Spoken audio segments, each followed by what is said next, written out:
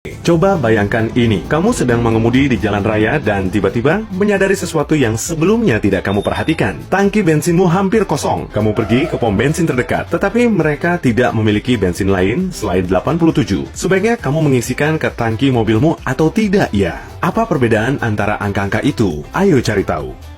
Pertama, bensin ada banyak jenisnya, dan satu jenis bensin tidak cocok untuk semua kendaraan. Di Amerika Serikat, angka paling umum yang akan kamu lihat adalah 87, 89, dan 92. Di negara lain, angkanya dapat bervariasi, tetapi yang paling umum adalah 91, 95, dan 98. Semakin besar angkanya, semakin tinggi harga bahan bakarnya. Jadi sepertinya wajar untuk memilih yang termurah, tetapi itu tidak sesederhana kedengarannya. Faktanya, angka-angka ini menunjukkan peringkat oktan bahan bakar. Itu adalah ukuran seberapa baik bensin menahan ketukan pada saat pembakaran. Akan kujelaskan ini sesaat lagi. Tapi terlebih dulu, harus kujelaskan bagaimana bahan bakar dengan oktan yang lebih tinggi atau lebih rendah bekerja dalam mesin yang berbeda. Ini mengejutkan, tetapi jika kamu memiliki mobil tua, kamu beruntung. Karena umumnya, kamu tidak perlu memperhatikan jenis bensin mana yang harus diisikan ke tangki kendaraanmu. Peringkat oktan yang lebih tinggi menunjukkan seberapa baik bensin akan bekerja dengan mesin. Tetapi pada kenyataannya, jika di panduan pengguna mobilmu tertulis bahwa kamu dapat menggunakan bahan bakar apapun, termasuk 87, perbedaannya akan sangat kecil. Dalam kondisi normal, 87 atau 92 pada dasarnya sama. Dengan menggunakan 92, kamu dapat sedikit mengurangi emisi karbonmu dan mungkin menyadari bahwa mobilmu mengonsumsi lebih sedikit bahan bakar, tetapi hanya itu saja. Namun, semuanya berubah jika pabrik mobilmu menyatakan dengan tegas bahwa kendaraanmu hanya boleh memakai 89 atau 92. 87 adalah jenis bahan bakar dasar yang cocok untuk kebanyakan mobil tua. 89 adalah peringkat oktan menengah yang cocok untuk kendaraan model baru. Dan 92 adalah bahan bakar premium yang biasanya diperlukan untuk mengendarai mobil elit dan mobil sport. Tetapi, kadang-kadang bahkan mobil segmen menengah baru membutuhkan 92 dan tidak boleh lebih rendah dari itu.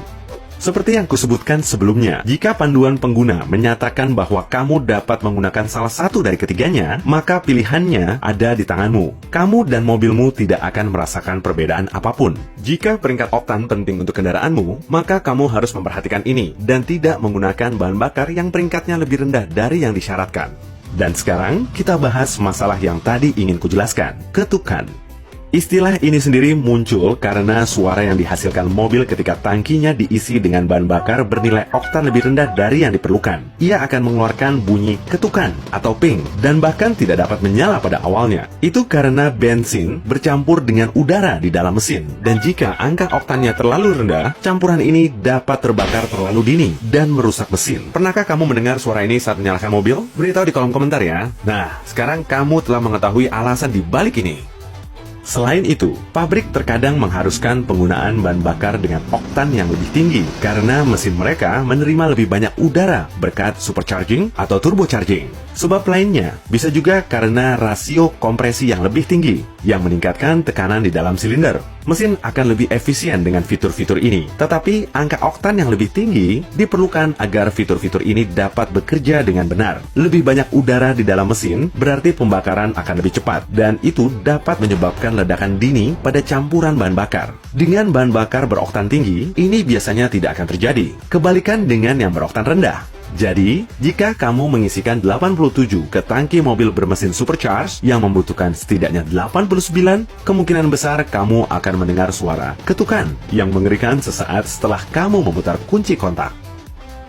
Kerusakan yang disebabkan oleh bahan bakar yang salah tidak dirasakan secara langsung. Kemungkinan kamu akan dapat mengemudi tanpa menghadapi masalah selama berminggu-minggu. Selain itu, sebagian besar mobil modern mempunyai sistem pelindung yang melembutkan efek ketukan yang menjaga kendaraan dari kerusakan yang lebih parah karena bahan bakar beroktan rendah. Jadi, jawaban dari pertanyaan pertama di video ini, ya. Jika kamu terjebak di jalan raya tanpa bahan bakar selain 87, kamu dapat secara aman mengisikannya ke dalam tangki. Tetapi, praktik ini tidak disarankan. Ya, dalam jangka panjang, biaya perbaikan mesin akan jauh melebihi harga bahan bakar. Selain itu, semakin tinggi peringkat oktannya, semakin bersih asapnya. Jadi, selain membantu merawat mobilmu dalam kondisi yang baik, juga mengurangi emisi karbonmu. Wah, kalau saja aku bisa mengurangi emisiku. Sekarang kamu mungkin bertanya, mengapa bahan bakar beroktan lebih tinggi, harganya lebih mahal? Terutama karena tidak ada bedanya untuk mobil yang dapat berjalan dengan 87. Alasannya sebenarnya cukup dangkal, uang. Seperti biasa, peringkat oktan yang lebih tinggi dicapai dengan menambahkan bahan kimia yang meningkatkannya dan harganya mahal. Semakin banyak yang ditambahkan, semakin tinggi biayanya. Sebuah logika murni. Jadi, membeli mobil mahal hanyalah langkah pertama di jalan panjang yang ditaburi dengan tagihan servis dan perawatan. Namun beberapa waktu lalu, jenis bahan bakar baru muncul di pasaran dengan label berbeda, E10 atau E15. Huruf E adalah singkatan dari etanol, sedangkan angka itu menunjukkan persentasenya dalam bahan bakar, 10 atau 15%. Sebagian besar bensin yang dijual di Amerika Serikat mengandung hingga 10% etanol, dan produsen mobil menyetujui penggunaannya dalam kendaraan mereka. Dengan E15, situasinya sedikit lebih rumit, namun masih banyak pembuat mobil yang merancang mobil mereka agar sesuai dengan tipe ini juga. Dan akhirnya, ada juga E85 atau bahan bakar fleksibel. Jenis ini mengandung 51 hingga 83% etanol, dan hanya beberapa produsen mobil yang mengizinkan penggunaannya dalam kendaraan mereka. Etanol pada dasarnya adalah salah satu zat aditif yang paling efisien dalam bensin. Dengan sendirinya, zat ini memiliki peringkat oktan tinggi, jauh lebih aman untuk lingkungan, dapat diperbarui, dan mengurangi ketergantungan pada minyak. Etanol terbuat dari tanaman, seperti tebu atau jagung, dan kemudahan produksinya membantu menjaga biayanya tetap rendah. Jadi, mengapa kita tidak beralih ke mobil berbasis etanol saja? Ya, kalau saja bisa sesederhana itu. Pertama, etanol sepertiga kurang efisien dari bensin murni. Ini berarti, jika kamu dapat berkendara selama 3 jam dengan bensin 100%, etanol 100% hanya akan cukup untuk perjalanan 2 jam. Nah, andaikan itu berhari-hari, maka kamu akan tahu seberapa drastis perbedaannya. Kedua, hanya mobil-mobil terbaru yang memperbolehkan penggunaan E85, dan pabrik kendaraan akan membutuhkan banyak waktu untuk mengadopsi bahan bakar jenis ini. Dan ketiga, hanya sedikit pom bensin yang memiliki bahan bakar berbasis etanol. Dan jangan lupakan jenis kendaraan lain, seperti mobil bertenaga listrik, yang lebih efisien dalam mengurangi polusi daripada etanol. Mobil listrik mungkin akan mengambil alih bensin dan etanol dari pasaran dan menggantikannya sepenuhnya. Baiklah, kita sudah membahas topik peringkat oktan dan bahan bakar berbasis etanol. Tapi sepertinya kita melupakan sesuatu. Ya, mesin diesel. Ada apa dengan mesin ini? Sebenarnya tidak ada apa-apa. Cara kerja mesin diesel sangatlah berbeda dari mesin bensin.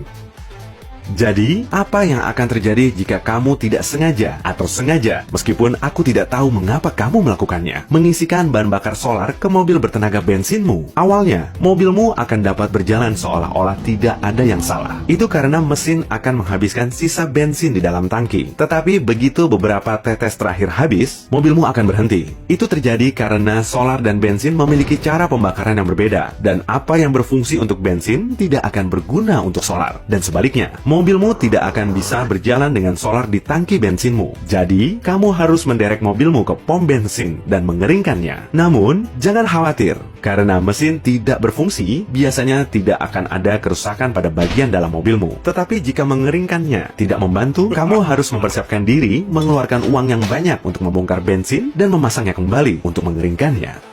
Namun, jika yang terjadi sebaliknya, dan kamu mengisi tangki solarmu dengan bensin, akibatnya akan lebih buruk. Sebenarnya, solar bukan hanya bahan bakar, tetapi juga pelumas, kualitas yang tidak dimiliki bensin. Dan jika mesin bertenaga bensin tidak dapat membakar bahan bakar solar, mesin diesel ternyata bisa membakar bensin. Tetapi itu tidak terlalu membantu situasi. Bensin akan meledak terlalu dini saat pembakaran, sehingga menciptakan ketukan yang sama dengan yang telah kujelaskan sebelumnya, dan merusak mobil dari dalam. Ini juga akan membuat pompa injektor bahan bakar kehilangan pelumas, yang dapat menyebabkan kegagalan mesin dengan cepat. Secara keseluruhan, jika kamu membuat kesalahan seperti itu, bersiaplah untuk mengganti beberapa bagian mobilmu.